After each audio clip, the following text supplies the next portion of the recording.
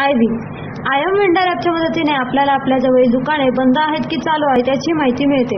Dashboard या डॅशबोर्डवर प्रत्येक एरियानुसार प्रविष्ट असलेल्या दुकानांची सविस्तर माहिती दिलेली आहे. त्याच्यावरच आपल्याला जीवनावश्यक वस्तूंचे 4 पर्याय दिसतात, जसे भाज्या, फळे, दुग्ध उत्पादने, जनरल दुकान. आपण या 4ही वस्तूंमधून ज्या वस्तूवर क्लिक करतो त्यानुसार आपल्याला खालील लिस्टमध्ये त्याची माहिती मिळते. या खाली दाखवलेल्या लिस्टमधून आपल्याला ज्या दुकानाची माहिती हवी असेल त्या दुकानावर क्लिक करून त्याची सर्व माहिती पाहू शकतो, जसे की या दुकानाची चालू होण्याची वेळ, बंद होण्याची वेळ, त्याचा पत्ता, अशी सर्व माहिती मिळवू शकतो. त्यानंतर आपल्याला फेवरेट असा पर्याय दिसेल, ज्यावर क्लिक केल्यानंतर आपल्याला एका लिस्टमध्ये आपण निवडलेल्या दुकानाची सविस्तर माहिती मिळेल.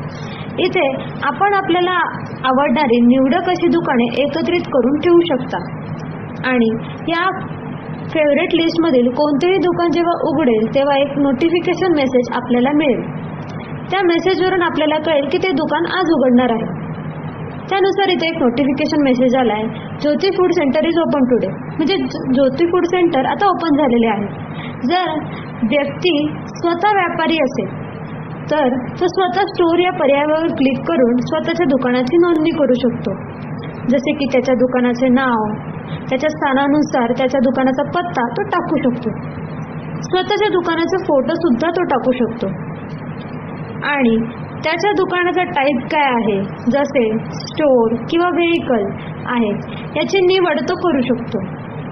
त्या दुकानात तो कोणत्या कोणत्या वस्तूंची विक्री करतो त्या वस्तू तो ॲपमध्ये सेट करू शकतो आणि दुकान चालू होण्याची आणि बंद होण्याची दोन्ही वेळा तो ॲपमध्ये टाकू शकतो.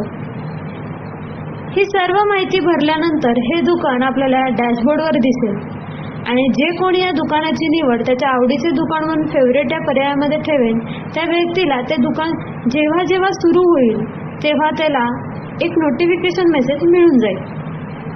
हे बघा, या दुकानाची नोंदणी यशस्वीरित्या पूर्ण झाली आहे आणि यात आपल्याला सर्वच माहिती दिसत आहे.